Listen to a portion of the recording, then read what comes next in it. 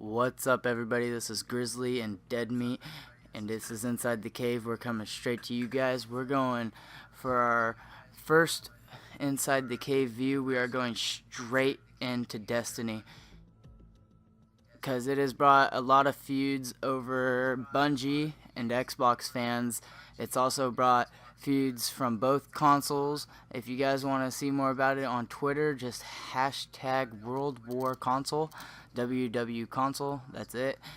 And looking into this Dead Meat, what did you really see about Destiny when you were looking on the forums and all that earlier? Well, like, I've seen, like, a lot of controversy and stuff. Like, a lot of Xbox people are really mad that Bungie is not just an exclusive Xbox company anymore, that they're bridging the gap coming over with PlayStation now. Because for a long time, people on PlayStation like us, we never thought we'd see any kind of Bungie game on our console. And now we're having exclusive content just for our console. And from what I've read so far and from what I've been seeing from the community, it's making a lot of PlayStation people feel like we're just as important as Xbox now, and that like we're not like second-class console citizens and stuff. And it's making a lot of Xbox people realize that they're just not like God's gift to Earth or something, because they get everything first. Alright, as for me, I've had both consoles. I've had the Xbox and I've had the pleasure of playing on the PlayStation. I will say the 360 was a lot better than the PlayStation 3. That hands down honest truth. I honestly believe that the PS4 is now better than the Xbox One. And that's just because of little differences. That's just based on my opinion. But what I have seen is I have seen that Destiny did give a lot of exclusives over to the PS4, but the PS4 also paid for them. It wasn't just strictly, oh, Bungie just decided out of nowhere that they're going to give exclusive content over to the PS4. No, the PS4 actually paid for it, and the Xbox did not, which I don't see. I don't see a lot of people blaming the Xbox company for not paying for the exclusive content like they did for Call of Duty. They still get the maps a month earlier than the PlayStation people. And I'm not trying to make it out like these Xbox players are crying about anything or whining, because I see where they're coming from though, because you see you got an exclusive for you guys only, and you put all your hard work into it for years, like YouTubers like me and you, putting hard work into games, and then them just decide to go partially exclusive over to Destiny, which will take views from their channel, I will say, because viewers on YouTube are going to be looking for the extra content. They're going to be wanting to see it, which I see where that's going to hurt them and they're going to be angry about. So, like, what are your reviews on that, Demi?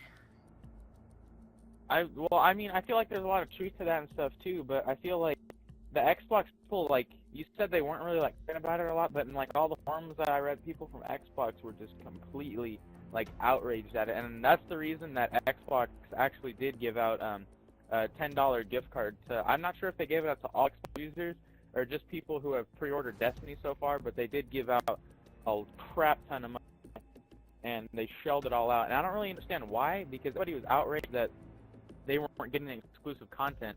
So Xbox gave everybody a $10 gift card to the Xbox Live Store or whatever it is, and I don't really see why they did that when they could have just said, okay, well, we're gonna put the money up and we're just gonna get you guys exclusive content too. Yeah. I mean, it's almost like they don't want people to be playing like Destiny on the Xbox. They want people to switch over to PS4. It's kind of weird.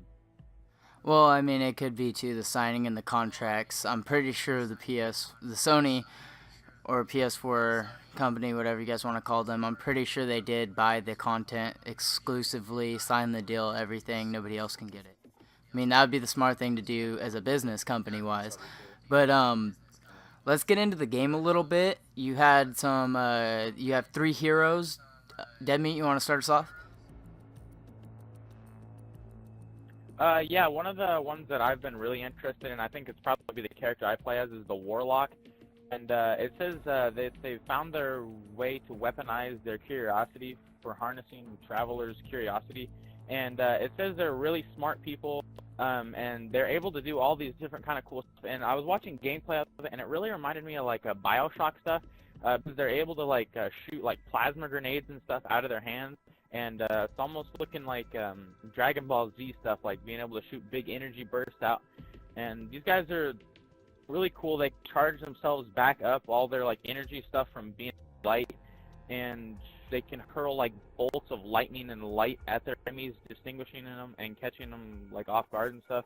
And I just really like the way they look. They almost look like robots, and it says their main weapon of choice is a sniper rifle. I think that's pretty cool.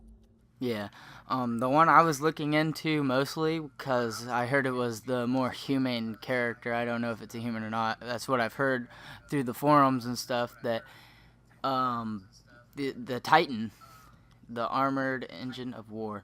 This guy is the lightning. He has lightning charged fists. He'll knock you down off your feet. He's the armor. He has shield. Makes him nearly invincible. And they like to think that they are the faceless knights protecting us from the countless enemies by their powers and resolve. Gives them the air of rising gods. So pretty much these guys are just, I mean, they're kind of like the Spartans, but they have powers. Like, I see it being a lot better than Halo because you have, instead of one Spartan hero with just a couple abilities, now you have three heroes that will be going online head-to-head combat, first-person shooter, unlike Halo, which was a third-person shooter. I really see this game knocking it out of the park for the PlayStation 4. I do too.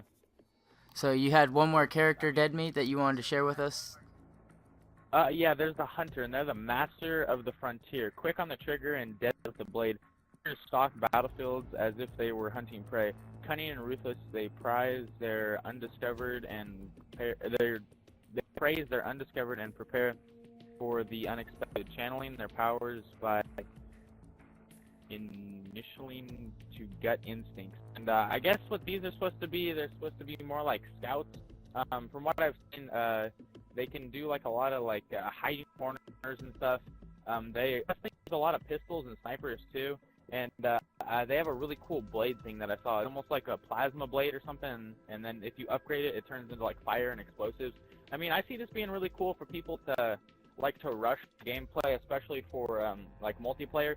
Like if you don't want to just stand out in the open and running or like sit in the back and snipe, I could see a lot of people using this. And just, Yeah, it does. It really has a Activision feel to it, if you know what I mean. Like from the Call of Duties. The first person action, but then it has you can see where Halo comes into play with it. It's really well made. I think it's well rounded, and I can't wait to get my hands on it. I mean, I did pre-order it. I am gonna get the beta, so we'll get a little gameplay on there as soon as I can. What were we gonna say? Some of the gameplay from just like the story mode, it feels like it has a big Dead Space like influence on it, just because all the dark corners and the eerie music that plays and the jump scares that come out at you. I felt like looking at the campaign, it felt, a lot of people were saying it felt like Titanfall, but I didn't really see that. It looked more just like Dead Space and I guess more of like a Halo, Dead Space and Halo just crossing over. I didn't really see much of a Titanfall, I mean, except for like the fact that it's like first person. Yeah, a lot of people have been saying, people that have got to play, I'm pretty sure at E3 or something like that, they said it feels similar. It feels a lot like Halo, and they said it's not necessarily a bad thing, but I think with the first-person shooting aspect, the new enemies, the 3 heroes that you guys get that weren't on Halo, the first person, like I said, then Activision coming in and putting their influences on it, you have 2 big companies that have made historic games. I mean, they've reached limits to where no other gaming company has went, and they're tying it all up into one game. I think we're looking at something special here. Yeah, I do too. I'm really happy that there's going to be like a Halo aspect and a Halo feel coming to the PlayStation, because I'm a PlayStation fan. Well, I love PlayStation all the way. And when I did play on 360, just about the only game I would play was Halo, just because of the fact that it was Halo. And I'm really excited that we're going to have Halo stuff coming towards the PlayStation. I think it's a big step forward for both consoles. Same lines, like the consoles are finally coming together. Have like a developer strictly on one console coming back over to both. Something that I found that I thought was really weird was that the next Halo 5 that's coming in 2015 for Xbox, it's called Halo Guardians. And I think that's really weird because the heroes in Destiny are called Guardians. So I don't know if like Guardians is gonna have anything to do with Destiny at all, or if it's gonna be maybe even like exclusive content just for Xbox, like even an entire game. Because I did feel like Destiny and Halo were really similar, and that if you tied plot lines together, you could probably get the Guardians from Destiny to fit into Halo 5. And looking at this picture in this month's Game Informer, the character that's not Master Chief looks a lot like he could be from Destiny. That's actually very interesting. I did not check into that. I knew Halo had an anniversary game coming out. I didn't know what it was called. Is that what it's called? Is Guardians? No, the anniversary edition is going to be all the old Halos coming to the next I think generation it's like of Halos. six of them, six of the old Halos. This is going to be Halo 5 Guardians, and it's coming out in fall of 2015. That's actually very interesting because they're both called Guardians. They're both made by the same company. Maybe we found something. Right now, it's just a conspiracy. And if you guys want to see any more of Inside the Cave, please comment down below. Just subscribe to me, subscribe to Dead Meat. Comment down below. You guys get involved in this. Get on Twitter, Twitter us up. Hit us up about games you guys want to hear about, things we might have missed on here, and we'll be sure to put them in here. And we can answer any questions you guys have. Any new news that's going to be on our channels, we'll put them here. Anything you guys need, just let us go in the comments. We'll do our best to get it in here. This was Inside the Cave with Grizzly and Dead Meat. We'll see you guys later.